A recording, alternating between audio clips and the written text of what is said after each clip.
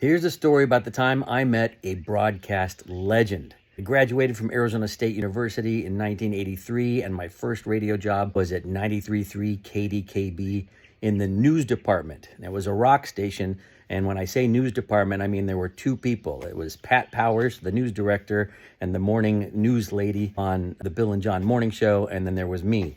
She hired me to open the mail, write public service announcements, pull news off the wire, and do the weekend public affairs show. She also hired me to be a stringer. She'd send me out to get audio from the governor or for the mayor or whoever was talking, and I would get the audio, and then she would use it the next morning on the morning show. One of the things she sent me to was to the Biltmore at a very fancy luncheon for the dedication ceremony for the renaming of the broadcast school at Arizona State. TV stations were there, newspapers, magazines. Finally, I waited my turn, and I got to go one-on-one, me, mano a mano, with the legendary broadcaster Walter Cronkite.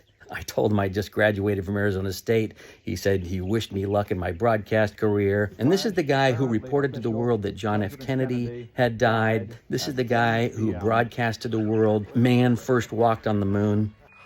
And I asked him to do his signature tagline at the end of every broadcast. He would say, "And that's the way it is," on whatever date it was. I asked him to do a drop. In radio, you ask people to do drops. They do the call letters for the radio station.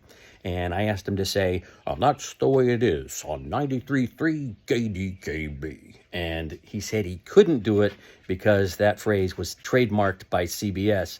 But I did get him to say, "This is Walter Cronkite at 93.3 KDKB, Rocks, Arizona." And that was awesome.